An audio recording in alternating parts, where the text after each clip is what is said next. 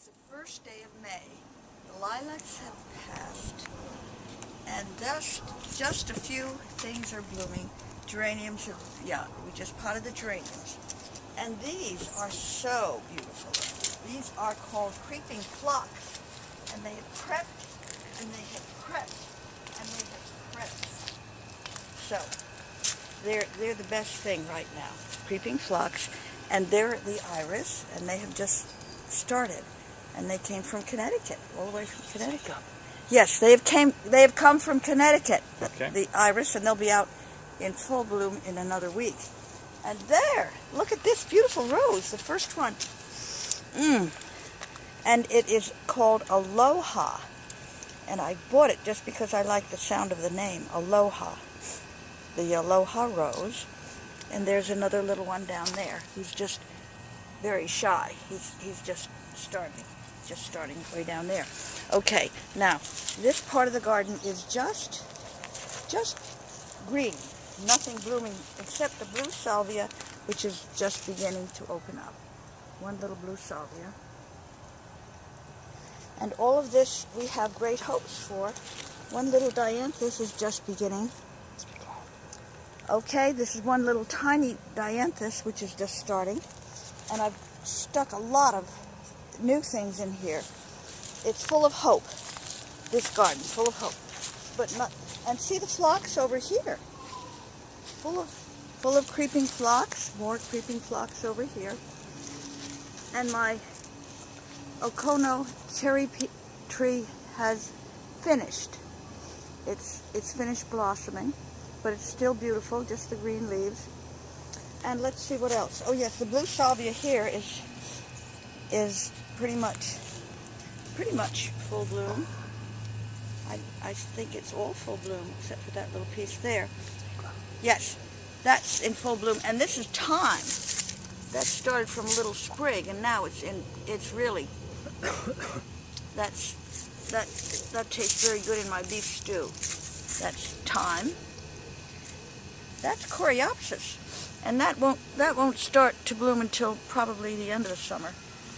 Okay, and then the vegetable portion. Oh yeah, and the dear old pansies over there. They were put in the fall, but you can see they're very good for spring, early spring. And I look at those every day because they're right outside my kitchen window. Good old pansies.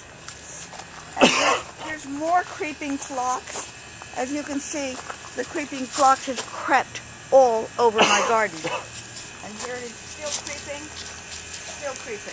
and still creeping. And I took a lot of it out and I give it to my friends because it's really creeping all over.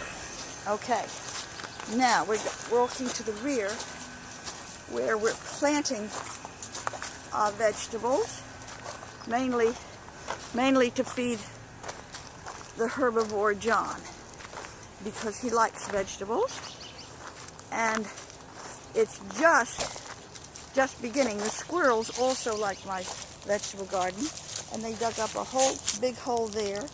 They love the spinach seeds, and these are just the little peas that are beginning. They're very brave. And the tomatoes, as you can see in their little cages, they're very mannerly. They stay in their cages right now. And let's see what else. Kale. Oh yes, you see the kale from last year came up again. Can you see it? You can step right here if you like. That's the kale that John loves to eat. He puts it in his green smoothies. And if you don't... Now see this? This is the spinach is just coming up, which you're stepping on, John. See that little tiny sprouts there? That's the spinach, which will go into your green smoothies too. And see more creeping phlox. It's still creeping over here. And the azaleas, which have almost finished. They were here. And more creeping phlox. Still creeping. And we're reaching the end of the property. Here's some more azaleas, which were here when we came. And at the very end of our property, guess what? Tiny little creeping phlox. And this is the azalea that was here when we came. So we finished our tour, I think. If you turn around, you can get a full view. There it is, the whole garden.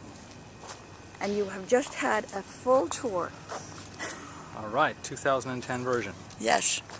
So, come and see us, and you can see the whole thing Okay. at once.